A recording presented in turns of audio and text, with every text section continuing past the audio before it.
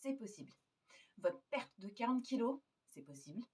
Monter votre entreprise en partant de rien, c'est possible. Avoir une augmentation alors que vous venez d'arriver, c'est possible. Avoir un chiffre d'affaires extraordinaire, c'est possible. Bonsoir tout le monde, vous l'aurez compris, ce soir, on va parler de l'importance de ne rien lâcher. S'il vous plaît, je vous en prie, je vous en supplie, ne laissez pas tomber les choses. Vous avez fait le plus dur, vous avez commencé, vous vous êtes lancé, vous vous êtes fixé un objectif et aujourd'hui, vous doutez. Et je comprends que vous doutiez, il n'y a aucun problème avec ça. C'est normal d'avoir des peurs, c'est normal d'avoir des doutes, mais encore une fois, ce qui n'est pas normal, c'est de laisser ces peurs et ces doutes vous bouffer et vous empêcher d'aller plus loin que là où vous en êtes aujourd'hui. Évidemment que dans votre entourage, proche ou pas, il va y avoir des gens qui vont vous dire que votre objectif, vous ne pourrez jamais l'atteindre, que vous êtes trop jeune, que vous êtes trop vieux. En bref, il y a toujours quelque chose. Mais si vous remarquez bien, les personnes qui vous disent ça, c'est des personnes qui n'y sont pas arrivées elles-mêmes. C'est peut-être même des personnes qui n'ont carrément pas du tout essayé et qui ressentent une frustration profonde de rester dans cette zone de confort dans laquelle rien ne se passe. Justement, prenez exemple sur ces personnes, ne leur ressemblez pas. Que ce soit parce qu'ils n'ont pas essayé ou parce qu'ils n'ont pas réessayé. Vous allez tomber, évidemment. Je ne sais pas combien de fois est-ce que vous allez tomber, mais je sais combien de fois vous allez vous relever. Une fois de plus que le nombre de fois où vous êtes tombé. Si vous tombez 6 fois, vous allez vous relever 7 fois. Si vous tombez 12 fois, vous allez vous relever 13 fois. Il y aura toujours cette fois en plus qui fait que justement, vous allez y arriver. Vous êtes si près du but.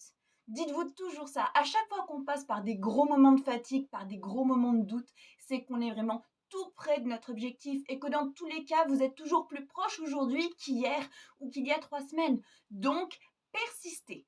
Je sais qu'il y a des phases de stagnation qui sont horribles. On a l'impression d'être face à une porte et de ne pas avoir la clé. Et le pire, c'est qu'à l'intérieur, on sait que la porte est à ça de s'ouvrir, mais on est fatigué, on a l'impression de se battre pour rien, on a l'impression de tout donner et que finalement, on n'a rien en retour. C'est pas vrai. C'est pas vrai. Même si vous ne le voyez pas, vos actions, elles ont de l'impact. Soyez patient. Attendez les retours. Si vous faites quelque chose aujourd'hui, vous n'aurez peut-être pas de retour demain. Mais peut-être que dans une semaine, 2 semaines, un mois, vous allez avoir des retours. Mais soyez patient. À chaque fois que vous allez vous retrouver au sol, à chaque fois que vous allez vous retrouver à terre, vous allez remonter avec un enseignement supplémentaire. Et c'est la clé et la base. Ne cessez jamais d'apprendre. On n'est jamais trop compétent. Je vois des personnes qui me disent « j'ai peur de me lancer parce que je ne suis pas assez compétente ». Vous savez ce que je leur réponds? Oui, oui, t'es pas assez compétente. Mais moi non plus, je suis pas assez compétente. Et personne dans ce monde n'est suffisamment compétent. Il faut commencer avec ce qu'on a. Et c'est comme ça qu'on va aller prendre de l'expérience et qu'on va avoir cette envie d'apprendre encore plus et d'exceller. Si vous voulez exceller, ne cessez jamais d'apprendre. Créez-vous un cercle de motivation, un cercle de personnes qui ont les mêmes envies que vous, les mêmes ambitions que vous et qui vont vous tirer vers le haut. Vous savez, on en parlait la dernière fois quand j'ai fait une petite vidéo sur la motivation. Je vous disais que la motivation, ça baisse, ça remonte, ça baisse, ça remonte. Et bien justement, l'intérêt d'un groupe, c'est que quand vous êtes au plus bas, il y a toujours quelqu'un pour vous aider à remonter. Alors faites-vous un cercle, créez une communauté, côtoyez ces personnes-là. Prenez-les comme exemple. Ne vous dites pas, je ne vais pas aller chercher d'autres personnes qui font la même activité que moi parce que j'ai peur de la concurrence. La concurrence, au réel, ça n'existe pas parce que les gens vous aiment pour ce que vous êtes. Les gens vont vers vous pour ce que vous dégagez. Vous pouvez proposer les mêmes offres, vous pouvez proposer la même activité, vous dégagerez jamais la même chose que l'autre. Et c'est ce pourquoi on choisit moi ou on choisit un autre coach. Écoutez des discours de motivation. Écoutez des personnes qui sont passées par là où vous êtes passé et qui y sont arrivées. Je vous garantis que ça vous donne un peps incroyable. Ne cessez jamais de vous nourrir de ça. Repensez à votre objectif. Pourquoi est-ce que vous voulez l'atteindre? En combien de temps est-ce que vous voulez l'atteindre? Qu'est-ce que vous êtes prêt à faire pour l'atteindre cet objectif? Ne lâchez jamais rien. N'essayez pas de faire les choses. Cette petite phrase de « je vais essayer », bannissez-la complètement. Faites les choses. De toute façon, on ne peut pas essayer. Je ne peux pas essayer de lire un livre. Je lis une page de mon livre de 800 pages, d'accord? Mais je lis. Faites les choses. N'ayez pas peur de vous tromper. Vous êtes là pour vous tromper. On est tous là pour se tromper. C'est encore une fois de nos erreurs qu'on tire le meilleur enseignement. Travaillez avec quelque chose de visuel. Si par exemple, vous visez un certain CA mensuel, tapissez-le de partout dans votre chambre ou dans votre bureau ou qu'importe l'endroit où vous travaillez. Tapissez-le de partout. Quand vous vous réveillez, vous le voyez. Quand vous vous couchez, vous le voyez. En bref, il faut que ça puisse vous obséder. Il faut que vous puissiez vous dire, je ferai tout, je me promets de tout faire pour atteindre cet objectif. La seule limite, c'est vous. Quand vous avez envie de laisser tomber, c'est la peur de l'échec qui prend le dessus. Mais la peur de l'échec, on s'en fout. L'échec, ça nous apportera toujours quelque chose. L'échec, je ne dis pas qu'on le veut, mais on l'accepte. Tout à l'heure, je vous disais de vous créer une communauté, de vous créer un cercle qui puisse vous motiver. Mais n'attendez rien de personne. Ça, c'est une belle erreur à éviter. Faites les choses et prévoyez différentes façons de les faire. Je vous parle de mon cas.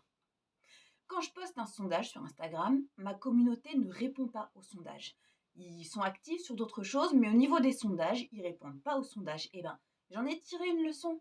Au lieu de persister et de poster uniquement sur Instagram, j'ai adhéré à un groupe Facebook créé spécialement pour que les gens puissent répondre à des sondages. Ce qui fait que si personne ou très peu de personnes répondent aux sondages sur Instagram, je vais avoir mes réponses ailleurs. Je ne reste pas bloquée. Et bien pour vous, c'est la même chose. Si vous voyez que vous stagnez et que ça vous donne envie de baisser les bras, trouvez une solution. Il y a toujours une solution quelque part. Je vous le disais dans une précédente vidéo, n'hésitez pas à demander de l'aide. Si on vous répond, c'est bien. Si on ne vous répond pas, demandez de l'aide ailleurs. Vous n'avez pas idée à quel point ça m'énerve parce que je vois des personnes qui sont tellement près du but et qui laissent tomber. Mais la réalité, c'est que vous laissez tomber parce que vous avez peur, tout simplement.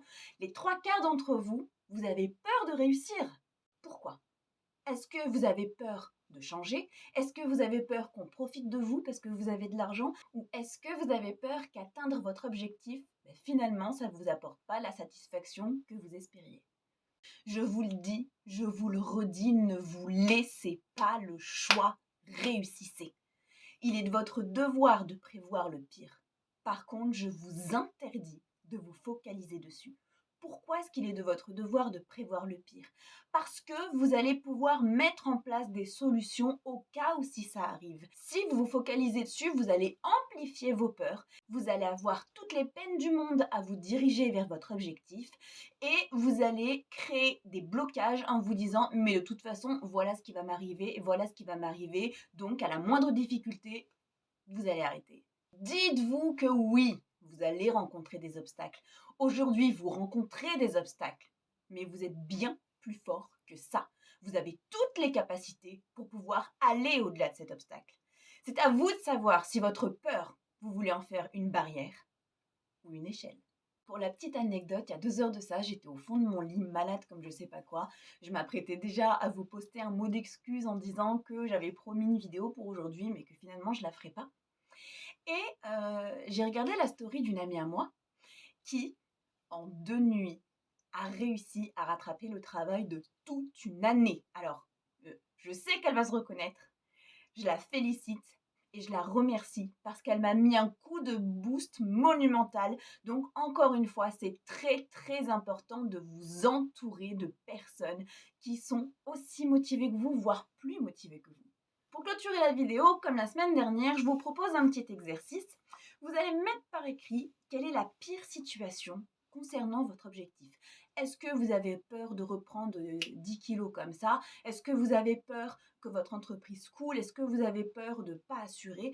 Je veux savoir quelle est votre pire crainte par rapport à l'objectif que vous vous êtes fixé. Je veux aussi que vous mettiez quelles actions ou quelles actions vous pourriez mettre en place si cette situation venait à arriver. Je vous laisse m'envoyer tout ça par mail, on en discutera ensemble et je me ferai un plaisir de vous mettre un petit coup de pied pour que vous puissiez repartir de plus belle. Croyez-moi, j'adore ça.